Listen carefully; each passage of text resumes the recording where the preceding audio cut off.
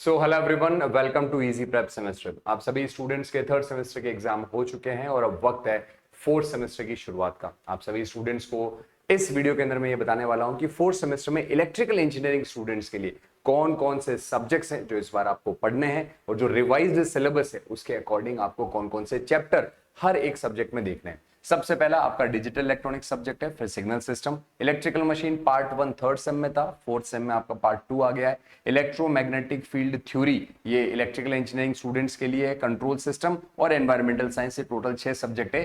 ये syllabus electrical engineering students का है।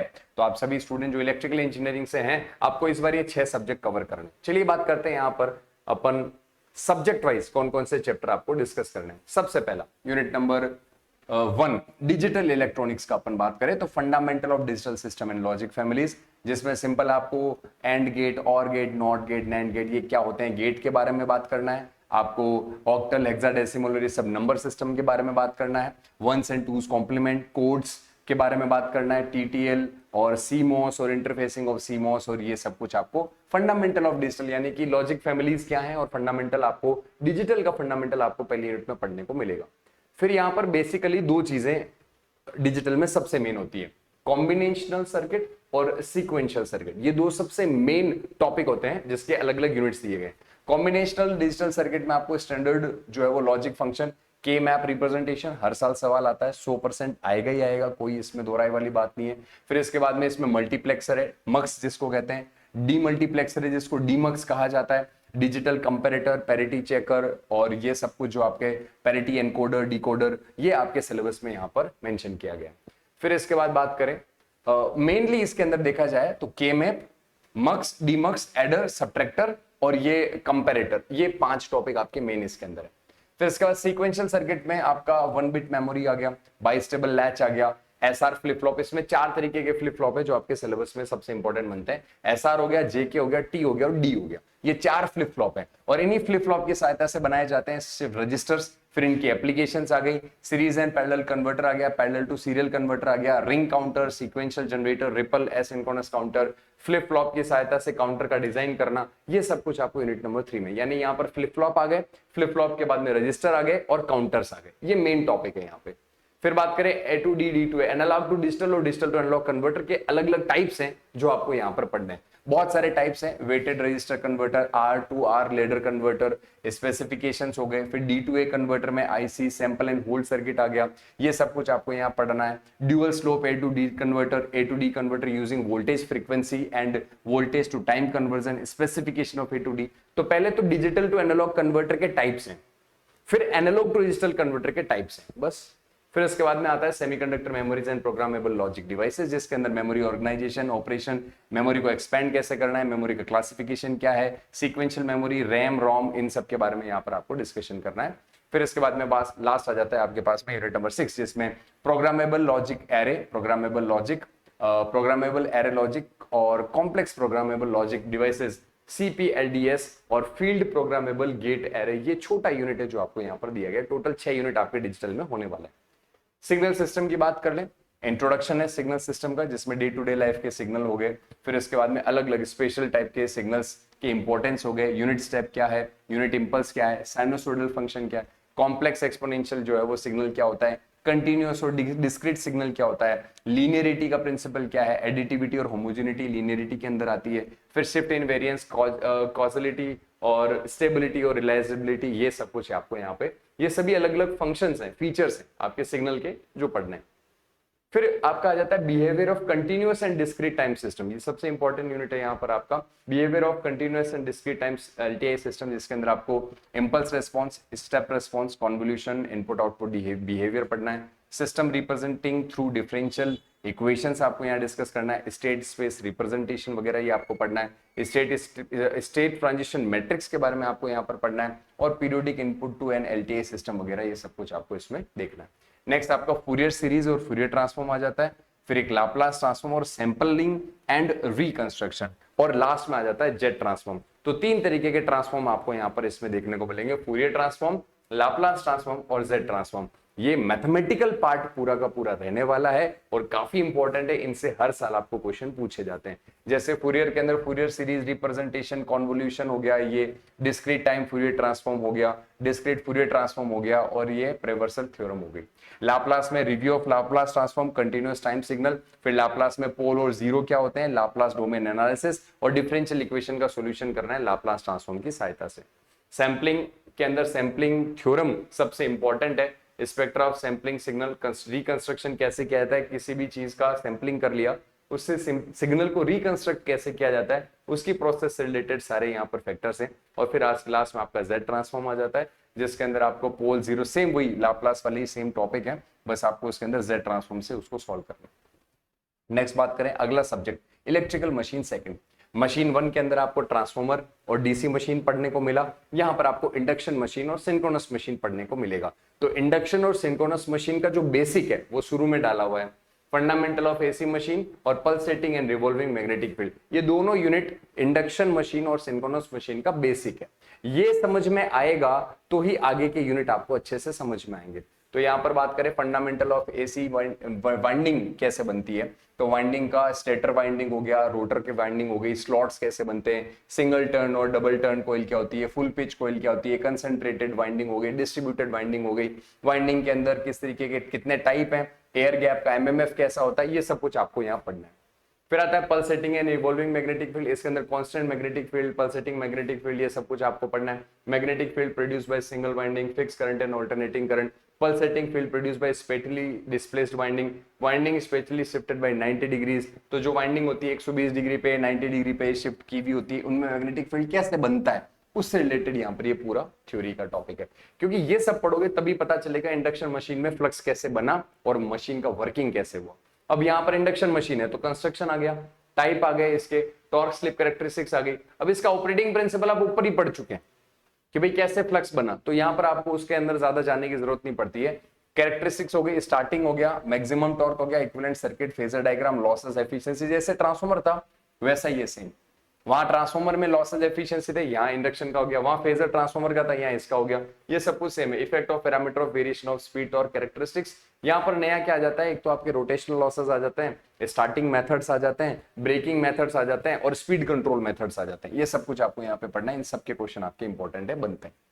फिर इसके बाद में आ जाता है सिंगल फेज एसी मोटर, ये इसकी एप्लीकेशंस है। अब इसके अंदर constructional feature, double field revolving theory, ये जो पंखा वगैरह है ना आप जो यूज करते हैं घर में, उससे रिलेटेड ये सारी बातें, यूनिवर्सल सीरीज मोटर और split phase starting methods of application, ये सब कुछ आपके सिंगल फेज एसी मोटर के क्वेश्चन है। सिंक्रोनस मशीन बहुत टफ पड़ता है, ये स्टूडेंट भागते हैं इससे।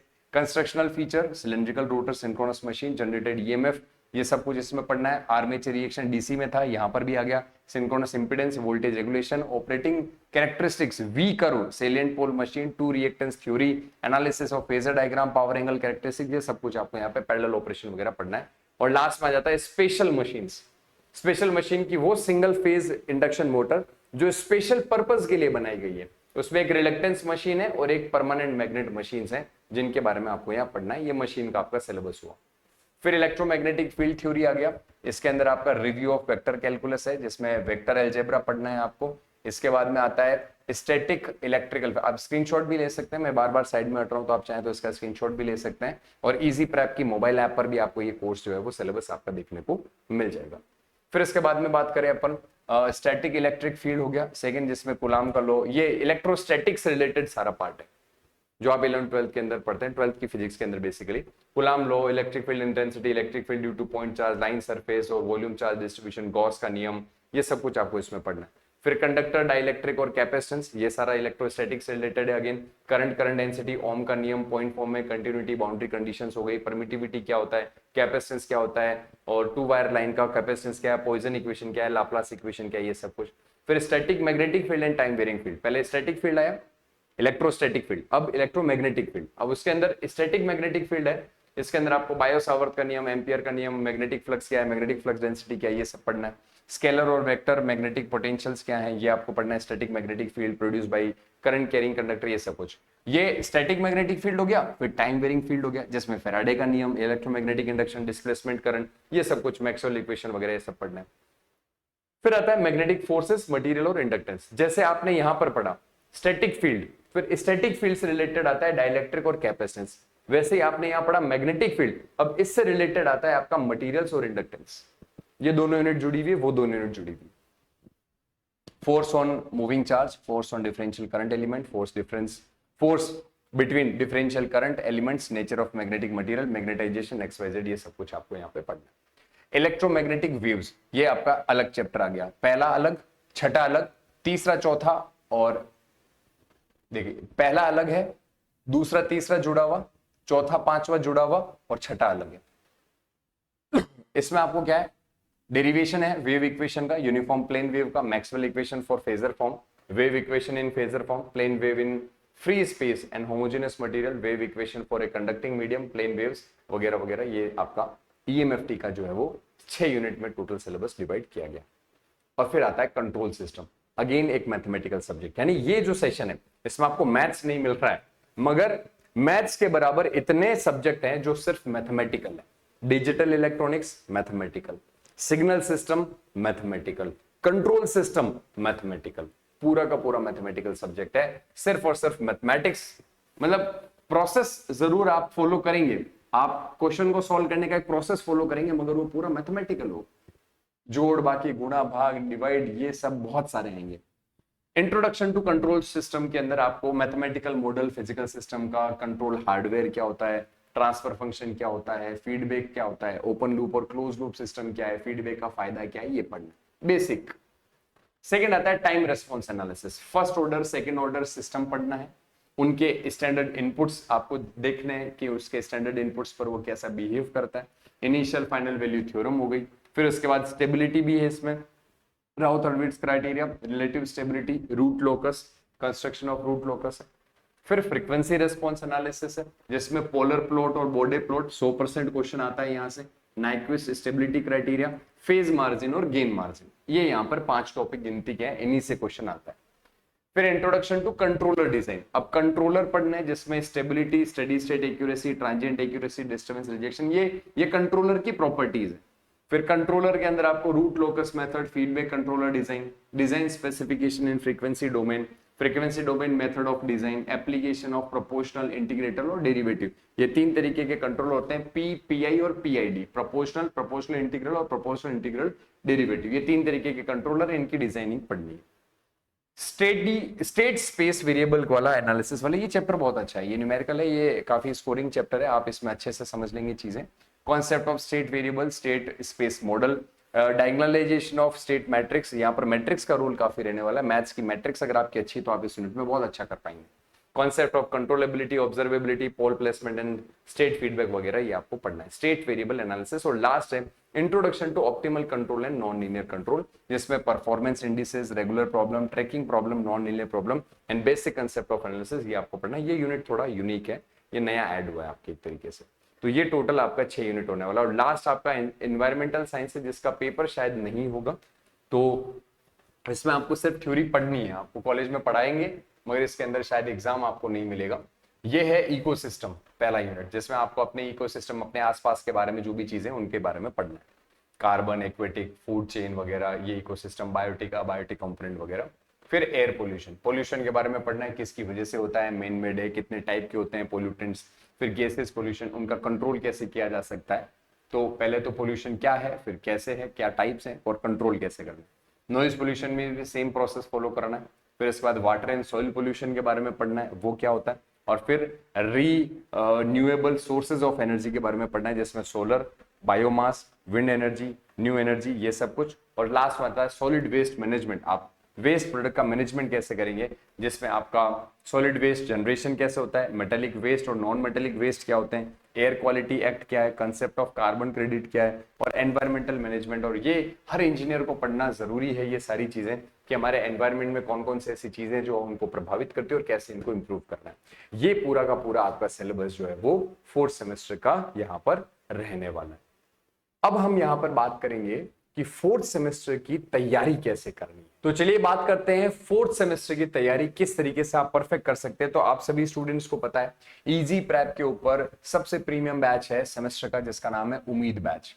ये बैच आपका 15 मई से स्टार्ट होने जा रहा है और इस बैच के अंदर आपको जो लेटेस्ट आपका सिलेबस है उसके अकॉर्डिंग आपको लाइव क्लासेस मिलेंगी। लाइव क्लास नहीं कर पाते तो उसका रिकॉर्डेड सेशन आपको रहेगा। मोबाइल, लैपटॉप, टैबलेट इन सब पे एक्सेस कर सकते हो और कंप्लीट जो पढ़ाया गया उसका पीडीएफ नोट्स आपको मिलेगा। अगर आप अभी इनिशियल डेज में एनरोल कर लेते हैं तो आपको ये एक्स्ट्रा बोनस करके एक चीज है जो फ्री में मिलती है, जिसमें क्या क्या आता है वो मैं यहां बताता हूं। जैसे हमने थर्ड सेमेस्टर में अभी हर एक बच्चों को जो हमारे पेड क्लासेस में जुड़े हुए हैं, आप उनसे पूछ भी सकते हैं, यूनिट वाइज हमने ऑब्जेक्टिव और पीवाईक्यू न्यूमेरिकल्स के सॉल्यूशन करवाए। फिर इसके बाद में आपको यूनिट वाइज ऑब्जेक्टिव की टेस्ट सीरीज प्रोवाइड कराई गई है और फिर आपको unit wise objective, short note question, theory question और न्यूमेरिकल क्वेश्चन के वीवीआई क्वेश्चन का फाइल भी आपको प्रोवाइड किया गया। यानी कंप्लीट थ्योरी की क्लासेस होंगी, प्रीवियस ईयर न्यूमेरिकल के पूरे सॉल्यूशन होंगे, ऑब्जेक्टिव क्वेश्चंस पूरे सॉल्व कराए जाएंगे, ऑब्जेक्टिव का टेस्ट सीरीज मिलेगा और एग्जाम टाइम पे वीवीआई क्वेश्चन का फाइल मिलेगा। इजी प्रैप के ऊपर इकलौता ऐसा प्लेटफॉर्म जहां पर आपको 95 से 99%, हम 1% तो चलो हर जगह कमी रह जाती है, उसको हम कह नहीं सकते, 95 से 99, हमने 99% ही कराया हर बार सिलेबस पूरा। 1% थोड़ा ऊपर नीचे जो है वो स्टूडेंट के मन में रहता है, तो 99% सिलेबस आपका पूरा कवर कराया जाता है, 100% आपको क्वेश्चन प्रैक्टिस कराई जाती है। हमारा मंत्र ही यही है कि आप एग्जाम में टॉप करें। अपना टारगेट ये नहीं होता कि आप बस एग्जाम दें, बेटा ये पढ़ लो पास हो जाओगे, नहीं बेटा ये पढ़ लो टॉप कर जाओगे। इस मोटिवेशन के साथ आपको एकदम क्वालिटी कंटेंट दिया जा रहा है।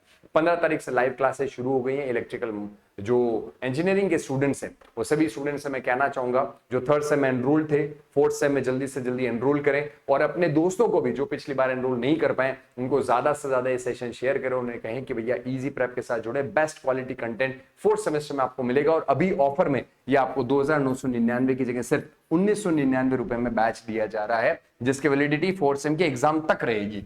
और अगर आप फोर्थ प्लस फिफ्थ सेमेस्टर दोनों का कोर्स एक साथ लेना चाह रहे हैं तो आपको 500 रुपए का एक्स्ट्रा फायदा है। आपको अलग अलग सेमेस्टर का लोगे 4000 का पड़ेगा, ऐसे 2 सेमेस्टर का एक साथ 3499 रुपए में पूरा बैच मिल जाएगा। और ये आपके हेल्पलाइन नंबर है 7014639318। इस नंबर पे आप कॉल कर सकते हैं, जिस पर आपको इस बैच के रिगार्डिंग और भी इंफॉर्मेशन जो चाहिए वो मिल जाएगी। इस वीडियो के अंदर इतना ही। चैनल सब्सक्राइब जरूर से कर लें और हाँ, इसी के साथ आप सभी स्टूडेंट्स इजी प्रेप सेमेस्टर को अपने दोस्तों में भी ज्यादा से ज्यादा शेयर करें। Thank you so much.